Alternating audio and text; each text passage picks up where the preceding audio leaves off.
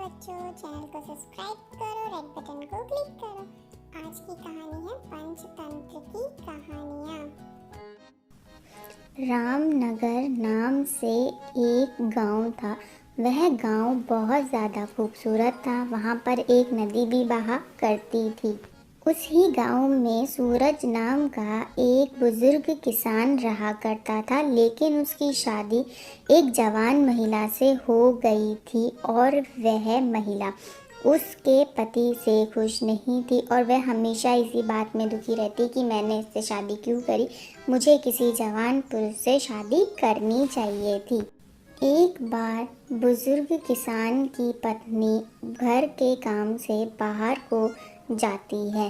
तब उसकी मुलाकात एक चोर से होती है। चोर उसे देखकर समझ जाता है और चोर मन ही मन में उसकी पत्नी को चोर मन ही मन सोचता है, अब मैं क्या करूं और इसकी पत्नी को कैसे ठगूं। तब उसके दिमाग में एक आइडिया आता है। अब वह रोज किसान की पत्नी से बात करने की कोशिश करने लगता है। एक दिन चोर को किसान की पत्नी से बात करने का मौका मिलता है और वह एक झूठी कहानी बनाता है कि सालों पहले मुझे मेरी पत्नी छोड़कर चली गई थी। मैं तुम्हारी खूबसूरती पर मोहित हो चुका हूँ और मैं तुम्हें अपने साथ शहर लेके जाना चाहता हूँ। स्त्री ये सुनते ही खुश हो गई। वो फटाफट बोली, ठीक है, मैं तुम्हारे साथ चलूंगी, लेकिन मेरे पति के पास बहुत धन है। पहले मैं उसे ले आती हूँ, उन पैसों से हम जीवन भर आराम से रहेंगे। यह सुनकर चोर ने कहा, ठीक है, तुम जाओ और लौटकर मुझे इसी ही जगह पर मिलना, मैं तुम्हारा यहाँ इंतजार करूँ। किसान की पत्नी खुशी खुशी अपने घर की ओर जाती है। मन ही मन वह बहुत ज्यादा खुश होती है और वह जल्दी जल्दी करके अपने घर को पहुंच जाती है। उसके दिमाग में यही चल रहा होता है कि अब मुझे यहाँ से कैसे निकलना। उसके घर पहुँचने पर वह देखती है कि उसका पति सो रहा है। वह जल्दी जल्दी जाकर अपने कमरे में पहुँच जाती है और अपने कमरे में जाकर अपने सारे गहने और जेवरात निकालना शुरू करती है और उन गहने और जेवरात को उठाकर एक पोटली में रखती है और उस पोटली को उठाकर अपने पास रख लेती है और उस पोटली को अपने एक बैग में रख लेती है और वह उस बैग को लेकर जल्दी जल्दी वहाँ से निकल कर उस चोर के पास निकल जाती है और वह औरत बहुत ज़्यादा खुश होती है। चोर मन ही मन सोच रहा होता है कि अच्छा हुआ, अब की बार तो मुझे बहुत सारा धन मिलेगा, लेकिन अब इस औरत से पीछा कैसे छुड़ाया जाए। इतनी ही देर में किसान की पत्नी वहाँ पर पहुँच जाती है। वह दोनों दूसरे शहर की ओर निकल जाते हैं और चोर ये सोच रहा होता है कि अब इससे पीछा कैसे छुड़ाया जाए। इतनी ही देर में उसको याद आता है यहाँ पर एक नदी है।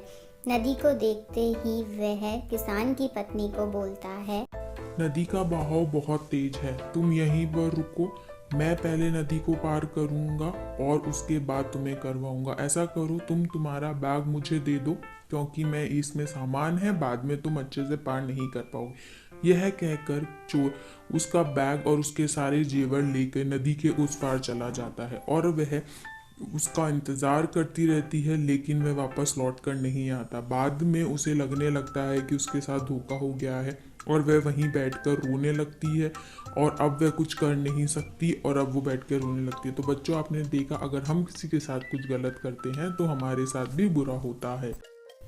स्टोरी 2। बहुत साल पहले हिम्मतनगर में दो मित्र रहा करते थे, जिसमें से एक मित्र का नाम था पाप बुद्धि और यह बहुत तेज इंसान था, और दूसरे मित्र का नाम था धर्म बुद्धि। ये बहुत ही सीधा इंसान था।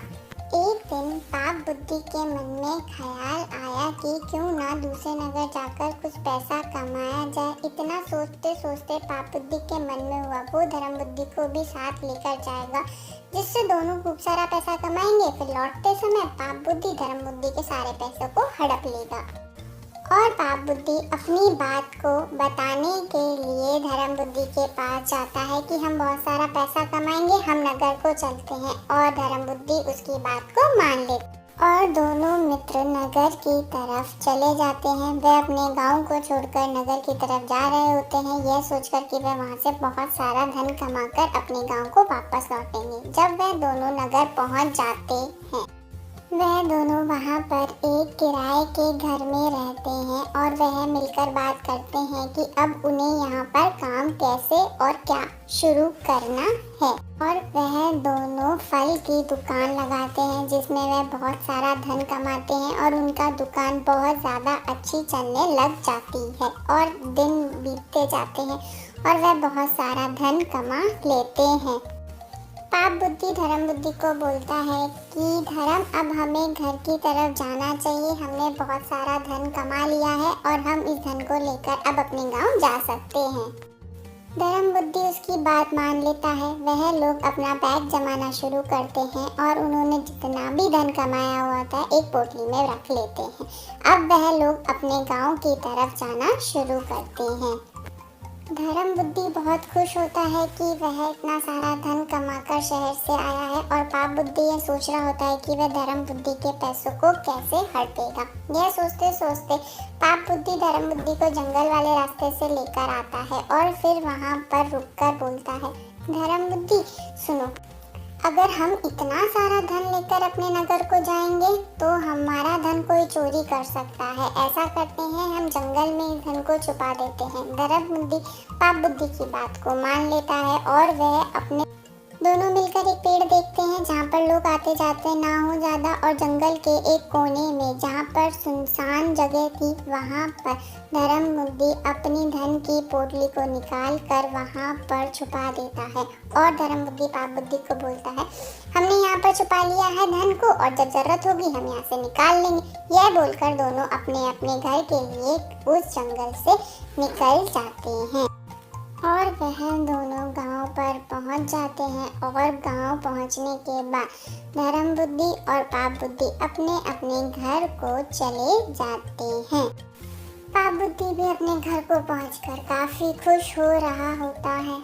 पाप बुद्धि उसी ही रात को उस जंगल में वापस जाता है और आजू बाजू देखता है कि कोई उसे देख तो नहीं रहा और वह उस पोटली को उठाकर ले आता है। अब वह उस धन की पोटली को उठाकर अपने पास ही रख लेता है। धीरे धीरे समय बीतना शुरू होता है और धन को छुपाए हुए काफी दिन बीत जाते हैं। फिर एक दिन धर्म बुद्धि को पैसों की जरूरत आ पड़ती है। धर्म बुद्धि पाप बुद्धि के घर पहुंचकर पाप बुद्धि को आवाज लगाकर बाहर की ओर बुलाता है। पाप बुद्धि, हम जाकर हमारा छुपाया हुआ धन निकाल कर ले आते हैं। मुझे अभी पैसों की जरूरत है तो हम वो धन को जंगल जाकर ले आते हैं। यह बात सुनकर पाप बुद्धि खुश हो जाता है और वो बोलता है, ठीक है, हम चलते हैं और हम हमारे धन को निकाल कर ले आते हैं।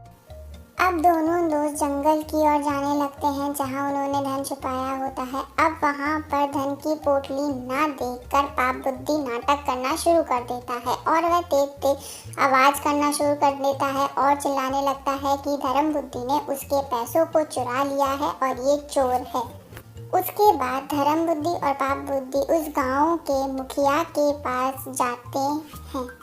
मुखिया उनसे पूछता है, क्या हुआ, तुम दोनों का यहाँ पर आना कैसे हुआ। फिर मुखिया उन्हें बैठाता है और उनकी पूरी बात सुनता है। मुखिया ध्यान से धर्म बुद्धि का भी पक्ष और पाप बुद्धि का भी पक्ष, दोनों का पक्ष ध्यान से सुनता है। मुखिया दोनों को आग में हाथ डालने के लिए बोलता है, लेकिन पाप बुद्धि मना कर देता है। कहता है कि मेरी ईमानदारी की गवाही खुद वन देवता देंगे। यह बात सुनकर धर्म बुद्धि और मुखिया गांव के जंगल की तरफ जाते हैं। पाप बुद्धि उनके साथ जाने से मना कर देता है और उसके बाद जब वह जंगल की ओर जाकर जब पेड़ से पूछते हैं कि यह चोरी किसने करी है, तब पेड़ के उधर से आवाज आती है कि ये चोरी धर्म बुद्धि ने करी है, क्योंकि पेड़ के पीछे पाप बुद्धि छुपा हुआ होता है। उस आवाज के साथ ही पेड़ में आग लगा देता है। इतनी ही देर में जलता हुआ पाप बुद्धि बाहर निकलता है और वह अपनी सारी गलती को स्वीकार कर लेता है। मुखिया धर्म बुद्धि का सारा धन उसे दिलाता है और पाप बुद्धि को सजा सुनाता है। तो बच्चों, हमें इस कहानी से क्या सीख मिलती है? दूसरों के लिए बुरा सोचने वाले के साथ बुरा ही होता है। बच्चों, इस चैनल को सब्सक्राइब करो, लाइक करो, शेयर करो, रेड बटन को क्लिक करो।